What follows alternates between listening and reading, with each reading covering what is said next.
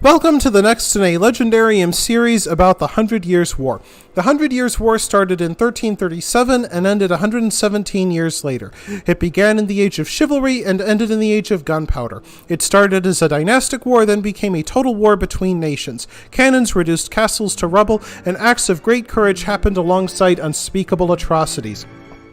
When King Henry V won his legendary victory at Agincourt in 1415, the people of medieval Europe did not just see it as a great military victory, but a sign that God wanted King Henry V of England to also become King Henry I of France.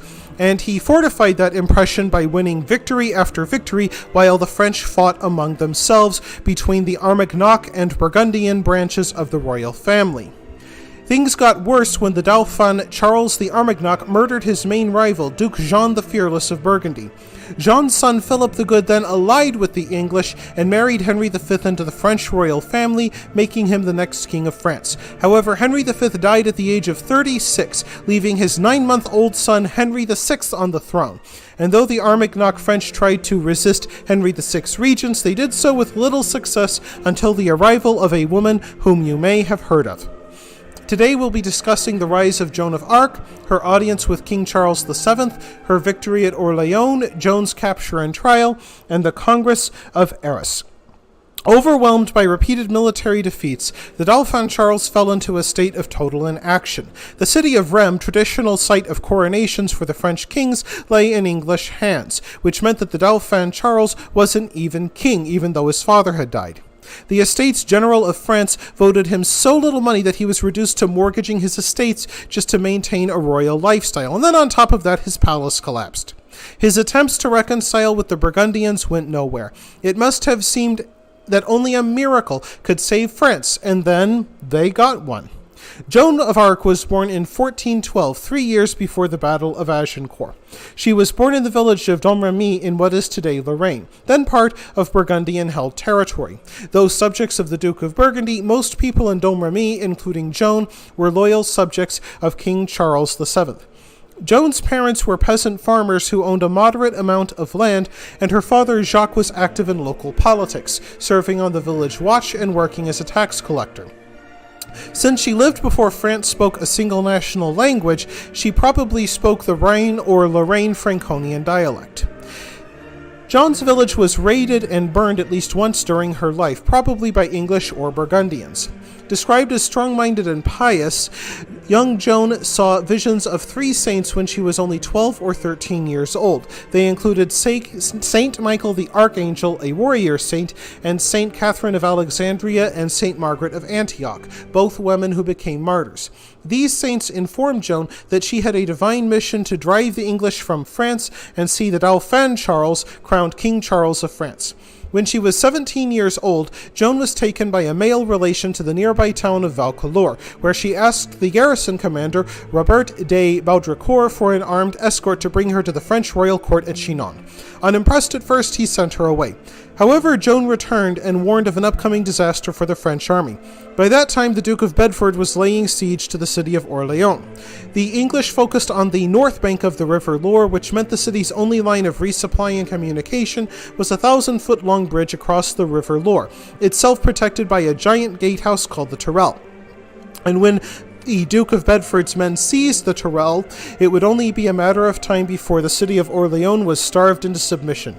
Upon receiving word of this latest disaster for French fortunes, Sir Robert became convinced that Joan was who she said she was. Sir Robert sent Joan to the royal court at Chinon with an armed escort. She dressed as a man during the journey through Burgundian territory, something that would be used against her during her trial. According to tradition, the Dauphin Charles tested Joan by disguising himself as a member of his court, while another man sat on his throne.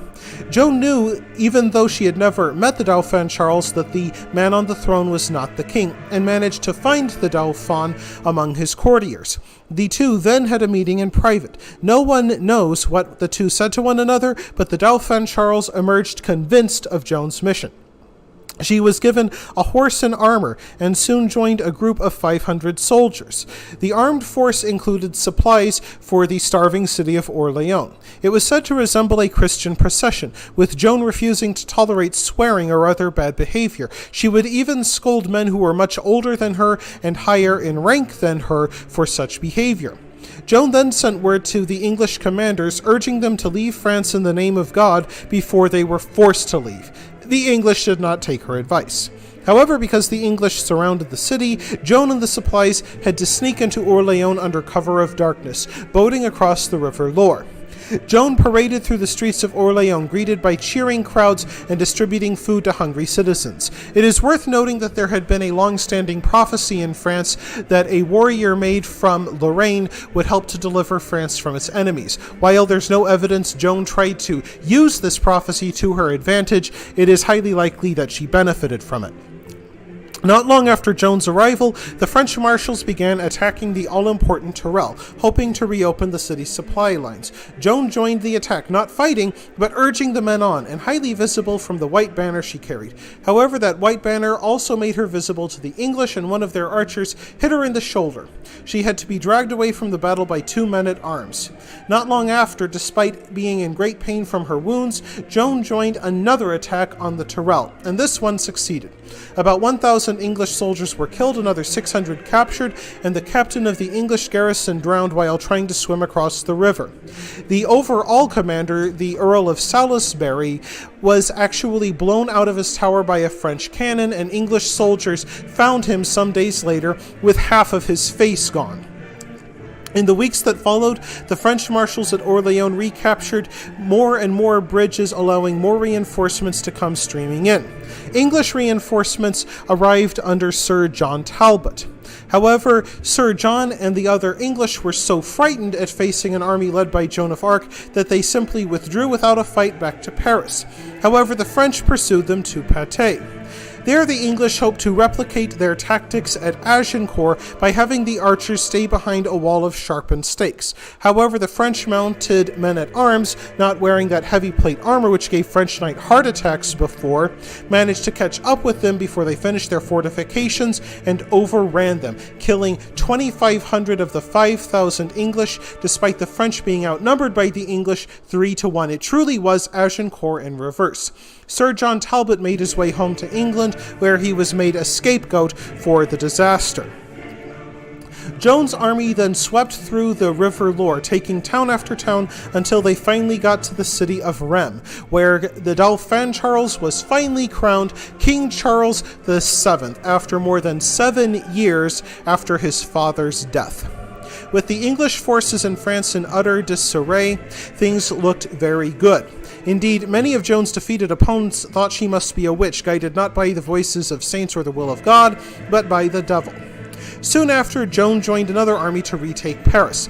At first, the attack showed signs of another smashing victory, and Joan herself appeared in the assault, encouraging troops forward, even after she suffered a second war wound to her thigh.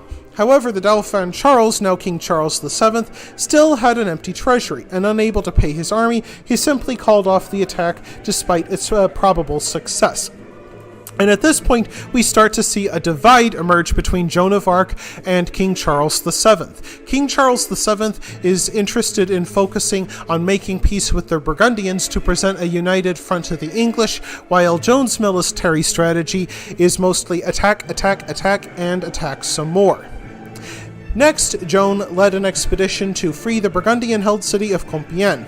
During the battle, she joined an offensive to ambush the Burgundian camp, but the Burgundians learned about the attack and counterattacked in turn. Joan's forces had to flee back to Compiègne with the Burgundians nipping at their heels. The garrison commander, either because of treachery or panic, shut the gates to Joan's forces, and a Burgundian archer took Joan from her horse and brought her to a Burgundian castle. After several escape attempts, including one where she jumped 60 feet from a tower, Joan was moved to the more secure castle at Arras, where the Burgundians sold her to the English for 10,000 livres. Joan was taken to Rouen, seat of the Duke of Bedford, and put on trial for heresy by pro-English and Burgundian lawyers. Now, the reason why the Burgundians and English didn't just kill Joan in her cell was because they wanted to show that Joan was a witch. That would discredit Joan's miraculous career, and it would show that King Charles was not King of France by the will of God, but through the machinations of the devil. It would be a bit like if people found out that King Henry V had won the victory at Agincourt by selling his soul to the devil. This was one of the most one-sided trials in history, with an illiterate peasant girl having to face off against well-educated attorneys and theologians. While the trial of Joan of Arc is an extremely long and complex affair, it can be summarized as the inquisitors questioning Joan about her visions and her cross-dressing to prove that her visions had not come from God, but from the devil. The prosecution even resorted to trick questions. At one point they asked, "Do you know if you are or are not in God's good grace?" If Joan said yes, then Joan claimed to know what only God knew. If she said no, then she confessed to being a witch. And Joan simply answered, "If I am not in God's good grace, may God put me there. And if I am, may God so keep me there." This shows extraordinary clarity of mind and keen intelligence on Joan's part, all the more striking since she was the illiterate daughter of peasants. Time and again, she outwitted men far better educated in law and politics than her. However, the outcome of the trial had already been decided. By a combination of trickery and force, Joan's prosecutors found enough evidence to burn her at the stake. She was brought out with her head shaved, dressed in a white robe, and tied to a wooden pillar. She asked that a cross be raised up as she died in the flames so she could look upon it as she perished, and her last words were to scream the name of Jesus Christ. Now, if you're wondering what King Charles VII of France was doing during this time, the answer is nothing. No offer of ransom, no attempt to negotiate for her freedom, no rescue attempt. Did he believe that Joan outlived her usefulness? Did he fear being associated with an accused witch? We don't know. And while it's easy to condemn King Charles for abandoning Joan to her fate, it's worth noting that he did prove to be a very effective king. In 1435, King Charles VII was leading a French army greatly invigorated by the heroic example and martyrdom of Joan of Arc. Perhaps in part because of that, the English, Burgundians, and Armagnacs met at the Congress of Arras in 1435 to discuss peace. And there, the English representative Thomas Beaufort was completely outmaneuvered by the French and the Burgundians. King Charles VII made offers that sounded generous, but were in fact not. He offered to let the English keep Normandy, but to lose everything else they'd taken, and to pay homage to the French kings for Normandy. And remember, it was English kings having to pay homage to French kings that helped to start this whole war. When Beaufort's attempts to get a better solution led to nothing but refusals, he finally stomped out of the meeting. And after the Armagnac triumphs at Orleans and Patay, the wind was clearly blowing against the English.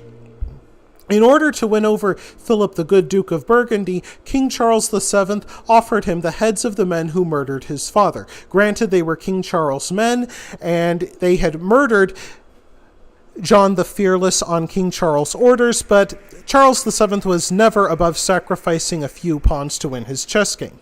In September 1435, the Armagnacs and Burgundians ended the civil war. Burgundy recognized Charles VII as the lawful king of France, and from that moment on, the English position in France was all but doomed. Just 2 years later, the newly reunited French army took the traditional capital of Paris. Only a hero can save England now, and no hero is coming. That wraps things up for this episode of The Legendarium. I hope you enjoyed it. If you like what you saw, press like. If you want to see more, press subscribe. And if you've got anything to say, please let me know in the comments section.